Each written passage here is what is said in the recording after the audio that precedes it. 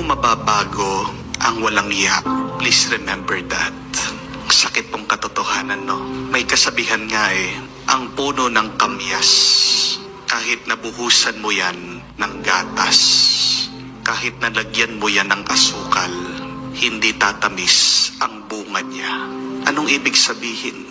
Ang isang masamang tao, hindi magbabago. Kahit nasabihan mo paulit-ulit, kahit naturuan mo paulit-ulit, kahit na pangaralan mo ng mga magagandang bagay, mabubuting bagay, kung ayaw ng taong masama, kung walang hiya na siya, wala ka nang magagawa. Amen? But, should we stop?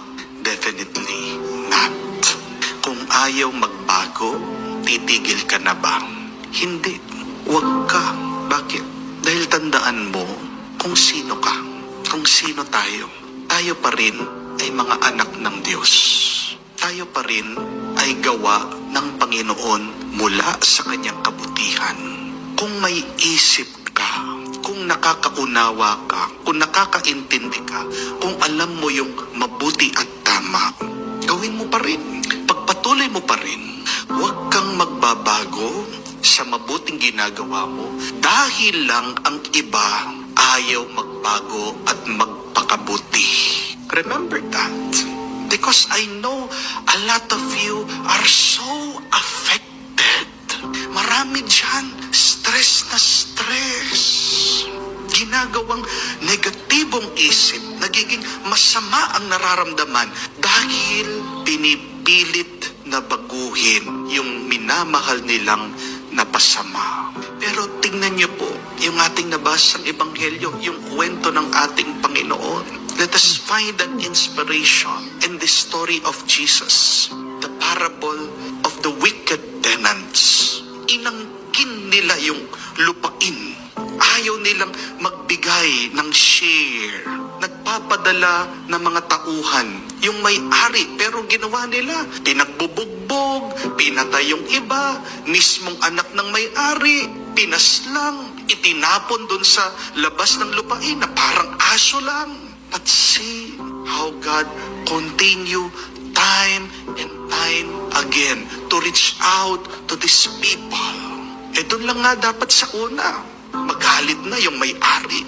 Dapat dun sa pangalawa, naghiganti na yung may-ari.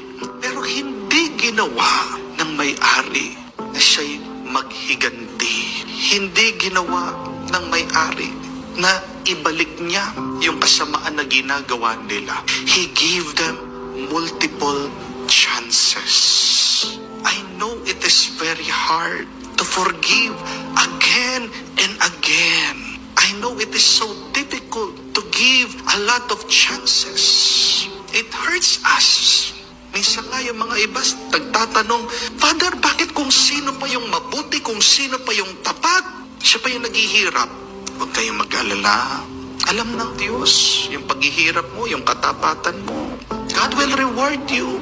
Wala namang gumagawa na masama, na walang kapalit na masama. Wala namang gumagawang masama, na nagdiriwang buong buhay nila. May kapalit din ang kasamaan na ginagawa nila. But please, try to be more patient. Do not say, it's impossible. But believe, it is always possible through God's grace. Hindi naman ikaw ang makakapagbago sa iba. Tandaan mo, Diyos lang.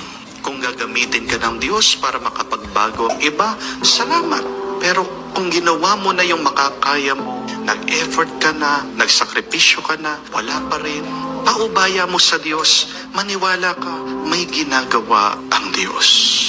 With God, it is always possible. Tingnan nyo nga, kahit naman po yung mga santo ngayon na tinitingalaan natin, pinaparangalan natin, sino ba yung mga banal na yan? Dati silang mga makasalanan. Kinamumuhian pa nga ang iba, kamukha ni San Pablo. Who would ever thought that St. Paul will be loved by Christians today? Dati, nanghuhuli ng Kristiyano yan Dati si San Pablo, pinapayagan